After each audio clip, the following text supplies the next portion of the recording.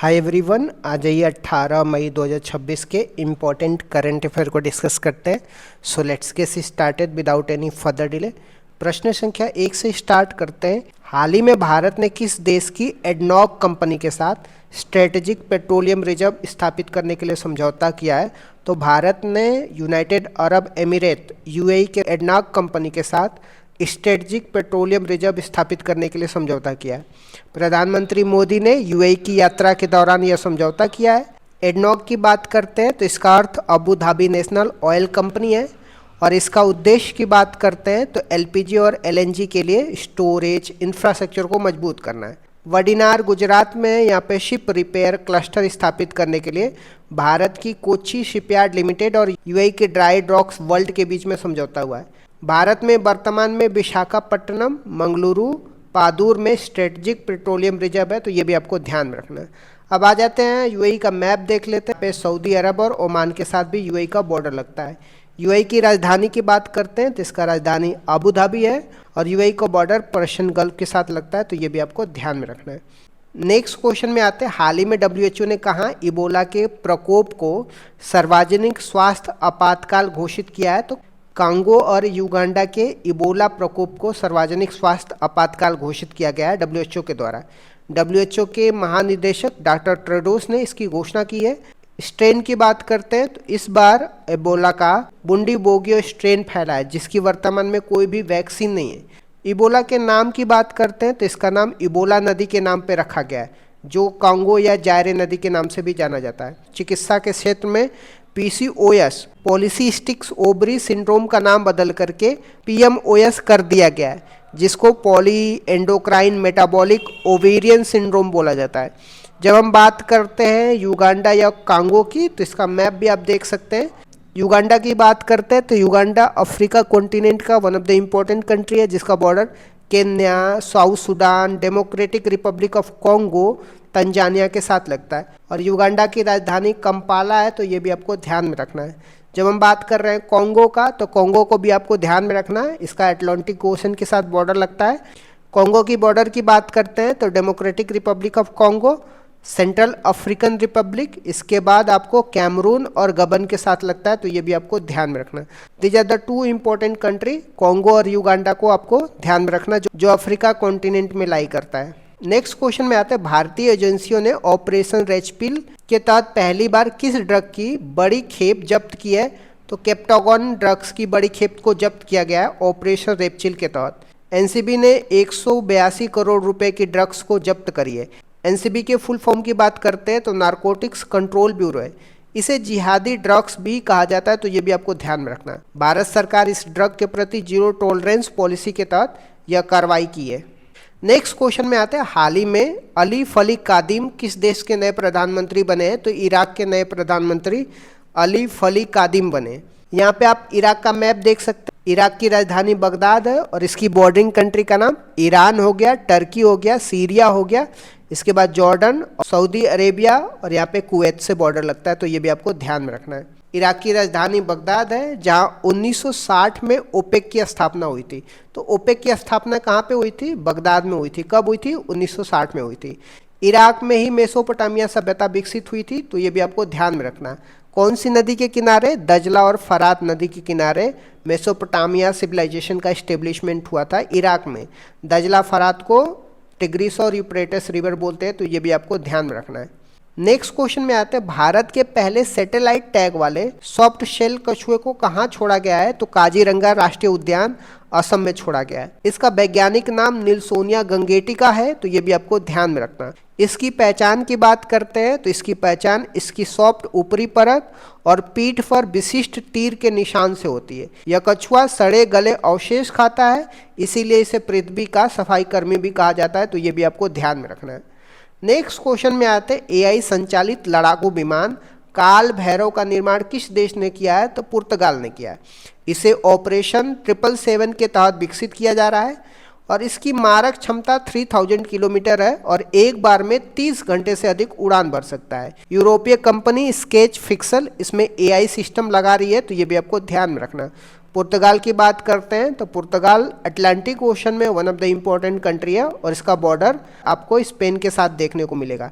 सबसे पहले भारत में आने वाले यूरोपियन में पुर्तगाली थे, 1498 में आए थे, कोझिकोड कालीकट में आए थे, तो ये भी आपको ध्यान में रखना है। आ जाते हैं नेक्स्ट क्वेश्चन पे। दक्षिण एशियाई भारोत्तोलन महासंघ, जिसको साउथ एशियन वेटलिफ्टिंग फेडरेशन बोलते हैं, इसका अध्यक्ष किसे बनाया गया? तो सहदेव यादव को साउथ एशियन वेटलिफ्टिंग फेडरेशन का अध्यक्ष बनाया गया। अहमदाबाद हुई बैठक में शबीना यादव को सीईओ नियुक्त किया गया। भारत के लिए वेटलिफ्टिंग में पहला ओलंपिक पदक की बात करते हैं तो इसमें कर्णम मल्लेश्वरी ने सन 2000 में सिडनी ओलंपिक में ब्रोंज मेडल जीता था, तो ये भी आपको ध्यान में रखना है। यहाँ पे आप देख सकते हैं सहदेव यादव को साउथ एशियन वेटलिफ्टिंग फेडरेशन का अध्यक्ष बनाया गया। नेक्स्ट क्वेश्चन में आता है, किस राज्य के उच्च न्यायालय ने भोजशाला परिसर को हिंदू मंदिर घोषित किया गया? तो मध्य प्रदेश के धार जिले में भोजशाला परिसर को उच्च न्यायालय ने हिंदू मंदिर घोषित कर दिया है। मध्य प्रदेश उच्च न्यायालय ने आर्कोलॉजिकल सर्वे ऑफ इंडिया के 2003 के आदेश को रद्द कर दिया। अदालत ने इसे वग्न देवी मां सरस्वती का मंदिर माना है। मुस्लिम पक्ष ने इसे कमल मोला मस्जिद कहता था। नेक्स्ट क्वेश्चन में आते हैं, राष्ट्रीय अनुपालन कटौती और विनिमय मुक्ति पहल के सभी क्षेत्रों में कार्य पूर्ण करने वाला देश का पहला राज्य कौन सा बन गया? तो त्रिपुरा बन गया है। त्रिपुरा ने इस पहल की सभी 51 प्राथमिकताओं को पूरा कर लिया है। इसके उद्देश्य की बात करते हैं तो ईज ऑफ डूइंग बिजनेस, जिसे व्यापार सुगमता बोलते हैं, इसको बढ़ावा देना है। त्रिपुरा के मुख्यमंत्री का नाम डॉक्टर मणिक साहा है, तो ये भी आपको ध्यान में रखना है। नेक्स्ट क्वेश्चन में आते हैं, एशियन बॉक्सिंग अंडर 15 चैंपियनशिप 2026 में भारत ने कितने पदक जीते हैं? तो भारत ने टोटल 27 पदक जीते हैं। इनमें से 9 स्वर्ण, 6 रजत और 12 कांस्य पदक शामिल है। इसका आयोजन ताशकंद उज्बेकिस्तान में हुआ था। अंडर 17 श्रेणी में भारत ने 17 पदक जीते थे, तो ये भी आपको ध्यान रखना है। ताशकंद समझौता की बात करते हैं तो 1966 में हुआ था। इंडिया और पाकिस्तान के बीच में कहाँ पे हुआ था? उज्बेकिस्तान में हुआ था, तो ये भी आपको ध्यान में रखना है। इंडिया के प्राइम मिनिस्टर लाल बहादुर शास्त्री थे और पाकिस्तान के प्रेसिडेंट आयूब खान थे, तो ये भी आपको ध्यान में रखना है। ताशकंद उज्बेकिस्तान के बॉर्डर की बात करते हैं तो उज्बेकिस्तान का बॉर्डर आपको अफगानिस्तान, तजाकिस्तान, किर्गिस्तान, कजाकिस्तान और तुर्कमेनिस्तान के साथ लगता है। यहाँ पे उज्बेकिस्तान का बॉर्डर अरल सी के साथ भी लगता है और उज्बेकिस्तान की राजधानी कहाँ पे है? ताशकंद। ताशकंद समझौता कब हुआ था? 1966 में हुआ था। किसके बीच में? इंडिया पाकिस्तान के बीच में। इंडिया से प्राइम मिनिस्टर लाल बहादुर शास्त्री और पाकिस्तान से प्रेसिडेंट आयूब खान के बीच में हुआ था। कहाँ पे हुआ था? ताशकंद उज्बेकिस्तान में हुआ था, तो ये भी आपको ध्यान में रखना है। नेक्स्ट क्वेश्चन में आते हैं, नेपाली पर्वतारोही कामी रीता शेरपा ने रिकॉर्ड कितने बार माउंट एवरेस्ट फतह किया है? तो 32 बार माउंट एवरेस्ट को फतह किया है। ये दुनिया में सर्वाधिक बार एवरेस्ट पर चढ़ने वाले व्यक्ति बन गए हैं। यहाँ पे नेपाल का बॉर्डर देख सकते हैं, भारत के साथ और चाइना के साथ लगता है और भारत से उत्तराखंड, उत्तर प्रदेश, बिहार, वेस्ट बंगाल और सिक्किम के साथ नेपाल का बॉर्डर लगता है, तो ये भी आपको ध्यान में रखना है। आ जाते हैं कुछ महत्वपूर्ण तथ्य की बात करते हैं तो प्रोजेक्ट सक्षम NHAI द्वारा महिलाओं में कौशल विकास के लिए शुरू किया गया है। नीति आयोग अपडेट की बात करते हैं तो 1 अप्रैल 2026 से नया इनकम टैक्स एक्ट प्रभावी हो गया है। प्रोजेक्ट प्रिज्म की बात करते हैं तो सड़क और रेल पुल परियोजनाओं के विकास के लिए किया गया है। कैलाश सत्यार्थी की बात करते हैं तो उनकी नई पुस्तक का नाम करुणा द पावर ऑफ कंपेशन है। लेटेस्ट नेशनल पार्क की बात करते हैं तो उड़ीसा का सिमलीपाल भारत का 107वां राष्ट्रीय उद्यान हो गया, तो ये भी आपको ध्यान में रखना है। इस तरीके से मैंने कुछ इंपॉर्टेंट करंट अफेयर को डिस्कस कर दिया। Thank you so much guys, keep loving, keep supporting, bye bye, see you. जनगणना की बात करते हैं, भारत में जनगणना की शुरुआत कब और किसके कार्यकाल में हुई थी? तो भारत में जनगणना की शुरुआत 1872 में वायसराय लॉर्ड मायो के कार्यकाल में शुरुआत हुई थी। वैज्ञानिक और दशकीय आधार पर जनगणना की शुरुआत कब और किसके कार्यकाल में हुई थी? वैज्ञानिक और दशकीय आधार पर हर 10 वर्ष में जनगणना की शुरुआत 1881 में वायसराय लॉर्ड रिपन के कार्यकाल में हुई थी। 2011 की जनगणना का क्रम क्या था? 2011 की जनगणना कुल मिला के 15वें क्रम की थी, स्वतंत्र भारत के हिसाब से 7वें क्रम की थी और दशक के आधार पर 14वें क्रम की थी। महाविभाजक वर्ष किसे कहा जाता है और क्यों? 1921 को महाविभाजक वर्ष कहा जाता है क्योंकि 1911 से 21 के दशक में अकाल और महामारियों के कारण जनसंख्या वृद्धि न्यूनतम रही है, जनसंख्या बढ़ने के बजाय घट रही थी। 2011 की जनगणना के आयुक्त और आदर्श वाक्य क्या थे? तो आयुक्त चंद्रमौली साहब थे और आदर्श वाक्य हमारी जनगणना हमारा भविष्य, आर सेंसस आर फ्यूचर है। 2011 की जनगणना के अनुसार भारत की कुल जनसंख्या दशकीय वृद्धि दर कितनी थी? कुल जनसंख्या की बात करते 121.09 करोड़ थी, जिसमें भारत चीन के बाद दूसरे स्थान पे था। दशकीय वृद्धि दर की बात करते हैं 2001 से 2011 तक 17.7% थी। सर्वाधिक और न्यूनतम जनसंख्या वाला राज्य कौन से थे? तो सर्वाधिक जनसंख्या वाला राज्य उत्तर प्रदेश, जिसमें 16.51%, और इसके बाद महाराष्ट्र, बिहार और पश्चिम बंगाल है। न्यूनतम जनसंख्या वाला राज्य सिक्किम है, जिसमें 0.05%, इसके बाद मिजोरम और अरुणाचल प्रदेश है। सर्वाधिक और न्यूनतम दशकीय वृद्धि दर वाला राज्य कौन से थे? सर्वाधिक दशकीय वृद्धि दर वाला राज्य मेघालय है, जिसका 27.9% वृद्धि दर है। न्यूनतम ऋणात्मक वृद्धि वाला नागालैंड है, जिसमें -0.6% वृद्धि दर थी। यह एकमात्र राज्य था जहां जनसंख्या वृद्धि दर ऋणात्मक थी। भारत की जनसंख्या घनत्व कितना है? सर्वाधिक और न्यूनतम जनसंख्या घनत्व वाला राज्य कौन से हैं? तो भारत की जनसंख्या घनत्व 382 व्यक्ति प्रति वर्ग किलोमीटर है। सर्वाधिक जनसंख्या घनत्व बिहार का है, 1106 व्यक्ति प्रति वर्ग किलोमीटर है। न्यूनतम जनसंख्या घनत्व वाला राज्य अरुणाचल प्रदेश है, जिसमें 17 व्यक्ति प्रति वर्ग किलोमीटर है। भारत का लिंगानुपात कितना है? सर्वाधिक और न्यूनतम लिंगानुपात वाले राज्य कौन से हैं? भारत का लिंगानुपात की बात करते हैं 943 महिलाएं प्रति 1000 पुरुष पे है। सर्वाधिक लिंगानुपात की बात करते हैं केरल का है, 1084 महिलाएं हैं प्रति 1000 पुरुष पे। न्यूनतम लिंगानुपात की बात करते हैं हरियाणा है, जिसमें 879 महिलाएं हैं प्रति 1000 पुरुष पे। भारत की साक्षरता दर कितनी है? सर्वाधिक और न्यूनतम साक्षरता वाला राज्य कौन से हैं? तो भारत की साक्षरता दर 73% है। पुरुष की साक्षरता दर की बात करते हैं 80.09% है, और महिला की साक्षरता दर की बात करते हैं 64.60% है। सर्वाधिक साक्षरता की बात करते हैं केरल का है, 94% है, और न्यूनतम साक्षरता बिहार का है, 61.80% है। सर्वाधिक अनुसूचित जाति वाला राज्य कौन से है? तो संख्या के आधार पर उत्तर प्रदेश है, प्रतिशत के आधार पर पंजाब है। राज्य की जनसंख्या का 32% जनसंख्या पंजाब में अनुसूचित जाति का है। सर्वाधिक अनुसूचित जनजाति जनसंख्या वाला राज्य कौन से है? संख्या के आधार पर मध्य प्रदेश सर्वाधिक अनुसूचित जनजाति वाला राज्य है। प्रतिशत के आधार पर मिजोरम है, जिसकी राज्य की 94% जनसंख्या शेड्यूल ट्राइब की है। पंचवर्षीय योजना के बारे में मैंने डिस्कस तो किया है, बट एक बार फिर से मैं पंचवर्षीय योजना के बारे में रिवीजन करा देता हूँ। पहली पंचवर्षीय योजना 1951 से 56 तक थी। इसकी मुख्य विशेषताएं क्या थी? इसका टाइम पीरियड की बात कर, यह योजना 1 अप्रैल 1951 से लेकर के 1956 तक चली थी। मॉडल की बात करते हैं, यह हेरोल्ड डोमर मॉडल पर आधारित थी और इसका प्रारूप KN राज ने तैयार किया था। उद्देश्य क्या था पहली पंचवर्षीय योजना का? इसका मुख्य ध्यान कृषि एग्रीकल्चर पर था। विकास की दर की बात करते हैं, जो लक्ष्य था 2.1% था, लेकिन 3.6% की वृद्धि हासिल की गई थी, जो लक्ष्य से अधिक थी।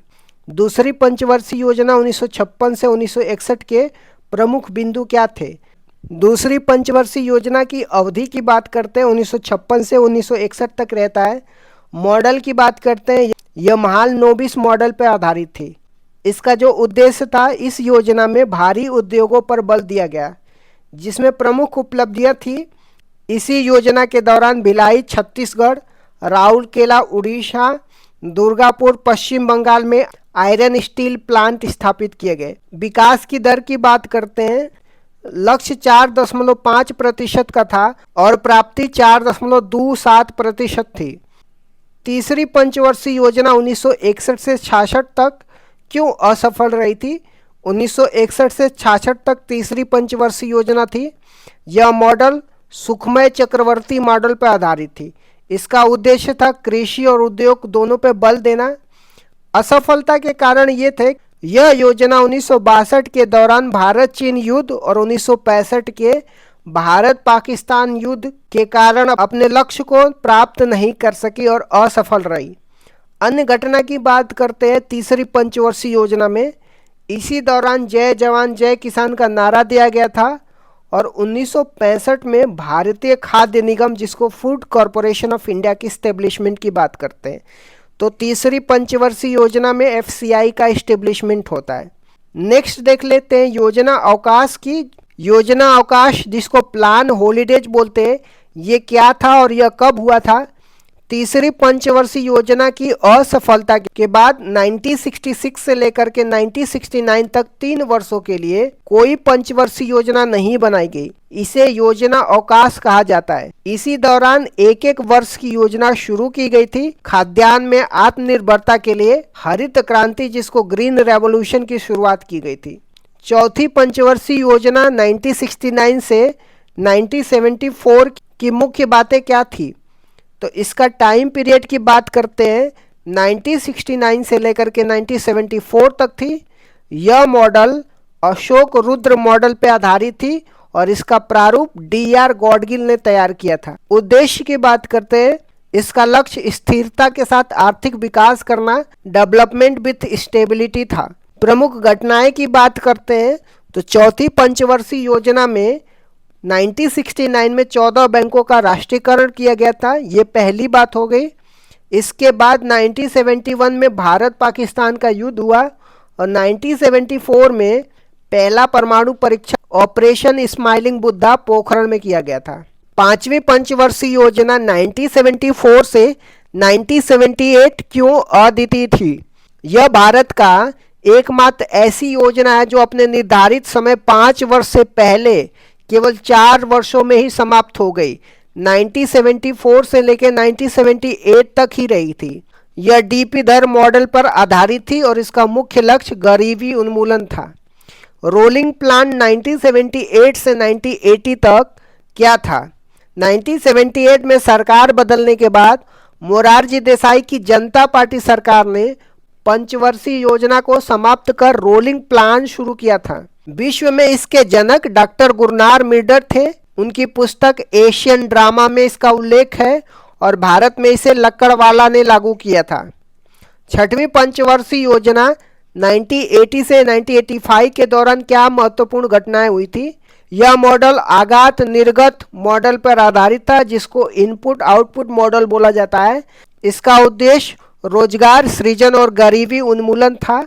प्रमुख घटनाएं की बात करते हैं तो छठवीं पंचवर्षीय योजना में नाबार्ड की एस्टेब्लिशमेंट किया जाता है 1982 में। 6 और बैंकों का राष्ट्रीयकरण किया जाता है 1980 में। ऑपरेशन ब्लू स्टार और ऑपरेशन मेघदूत 1984 में चलाया जाता है। ऑपरेशन मेघदूत सियाचिन पर कब्जा करने के लिए। 7वीं पंचवर्षीय योजना 1985 से लेकर के 1990 तक क्या नारा था? इस योजना का प्रसिद्ध नारा रोटी रोजी और उत्पादकता या भोजन काम और उत्पादकता था। इसी योजना के दौरान 1988 में सेबी की स्थापना होती है, जिसको security and exchange board of India बोलते हैं। एलपीजी सुधार कब और क्यों अपनाए गए थे? 1990 से 92 के योजना अवकाश के दौरान 1991 में भारत में विदेशी मुद्रा भंडार का संकट उत्पन्न हो गया था। उस समय प्रधानमंत्री पीवी नरसिम्हा राव और वित्त मंत्री डॉक्टर मनमोहन सिंह थे। इस संकट से निपटने के लिए 1991 में नई आर्थिक नीति अपनाई गई थी, जिसे एलपीजी सुधार कहा गया था। जो न्यू इकोनॉमी पॉलिसी अपनाई गई थी, जिसमें उदारीकरण, निजीकरण या वैश्वीकरण की बात की जाती है। 8वीं पंचवर्षीय योजना 1992 से 1997 का मुख्य फोकस क्या था? तो यह model John W Miller model पर आधारित थी। इसका मुख्य बल मानव संसाधन विकास था, जो 1990 में आए एचडीआई मानव विकास सूचांक की अवधारणा से प्रेरित था। अन्य घटनाएं की बात करते हैं 8वीं पंचवर्षीय योजना में। इसी दौरान 73वां और 74वां संविधान संशोधन हुआ, जो पंचायती राज और नगर निगम के लिए है। इसी समय 1 जनवरी 1995 को WTO की स्थापना होती है, जिसको वर्ल्ड ट्रेड ऑर्गेनाइजेशन बोलते हैं। 9वीं और 10वीं पंचवर्षीय योजना का मुख्य बातें क्या थी? 9वीं पंचवर्षीय योजना 1997 से 2002 तक होता है। इसका लक्ष्य सामाजिक न्याय और क्षमता के साथ आर्थिक विकास था। प्रधानमंत्री ग्राम सड़क योजना 25 दिसंबर 2000 को और कारगिल युद्ध 1999 में इसी दौरान हुआ था। 10वीं पंचवर्षीय योजना 2002 से 2007 तक थी। यह भी आगात निर्गात मॉडल पर आधारित थी। नरेगा अधिनियम 2005 में आया और 2 फरवरी 2006 को लागू हुआ था। 11वीं पंचवर्षीय योजना 2007 से लेकर 2012 की विकास दर की क्या विशेषता थी? इसका लक्ष्य तीव्र और समावेशी विकास, जिसको रैपिड एंड इंक्लूसिव डेवलपमेंट था। इसमें 8% की विकास दर हासिल की गई थी, जो सभी पंचवर्षीय योजनाओं में अब तक की सबसे ज़्यादा थी। शिक्षा का अधिकार, राइट टू एजुकेशन एक्ट 2009 इसी दौरान आया था। 12वीं पंचवर्षीय योजना 2012 से 2017 का लक्ष्य क्या था? यह अंतिम पंचवर्षीय योजना था जो 2012 से 2017 तक चला था। इसका लक्ष्य तीव्र, सतत और अधिक समावेशी विकास, जिसको rapid sustainable and inclusive development था। इसमें कृषि के लिए 4% और प्रजनन दर को 2.1%, जिसको प्रतिस्थापन दर बोलते हैं, पर लाने का लक्ष्य रखा गया था।